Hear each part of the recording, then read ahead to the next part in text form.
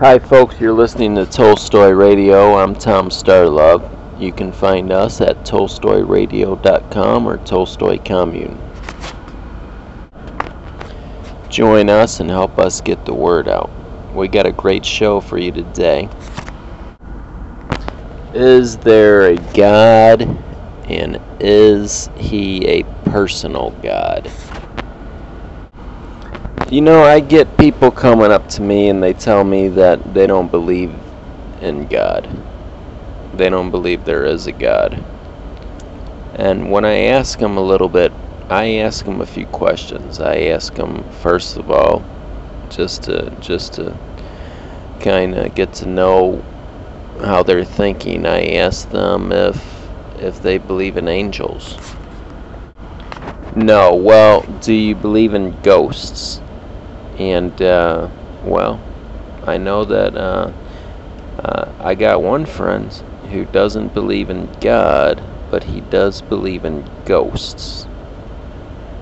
He says that at least there must be some kind of energy, or maybe even a negative energy.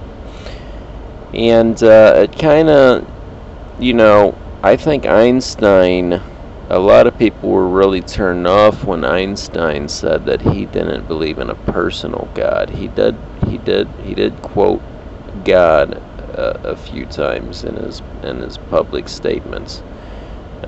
Used God in his quotations. Well, what he said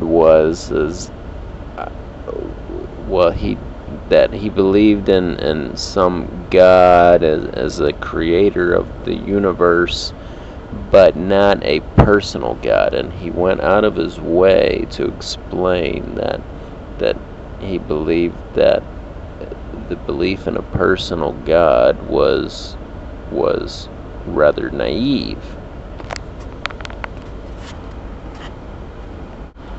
And it got me thinking, and I don't like that. I think that there is a personal God. And, well, let me tell you how I came up with that. Hey, you know what? There is a God, and he's a personal God that loves and cares for you. That's the good news. And here, this is how I came up with that.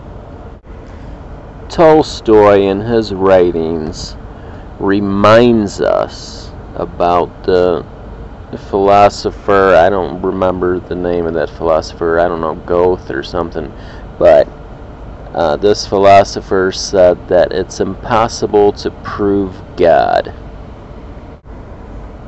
because he's on a different plane of intellect than we are. I think they're pretty much saying that if God created the universe and wanted to be hidden from us, then he would have that power. If he created us and wanted us to have free will, wanted us never to be able to prove whether or not he existed, he would have that power. Now, Einstein said that there is no proof of a personal God. But, there's no proof of any kind of creator. Impersonal or not, there's no proof of anything. There's no proof of any energy. There's no proof of ghosts. There's no proof of anything that you could call God or a creator. So you could almost put Einstein in that same category as my friend who doesn't believe in God but believes in ghosts.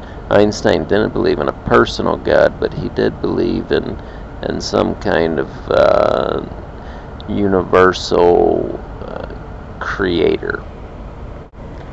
And to use Einstein's own words, well, I believe that's naive. Now, why I think that God is a personal God. Now, Jesus thought of God as a personal God. Jesus called out to God oftentimes and invoked God's help many times, even performing miracles while working with God to perform miracles, allowing God to work through him. I guess that's pretty much how he put it. I believe there's a personal God because of all the laws of the universe are so simple for us to understand, and they didn't have to be. E equals MC squared. Try to explain that to an ant. All of the laws of the universe are so simple for mankind to understand, and it didn't have to be that way. I would say this is proof that God is a personable God, and he thinks like us. We think like him. Tolstoy said if we had the faith of the poor Russian peasants, we would be happier. So be happy, folks. There's a God who loves and cares for you. Invoke his name and his power and be happy. No one can ever disprove him. Help us get the word out, folks. Send those donations in to TolstoyCommune.com. Join us for our next broadcast. God bless us all.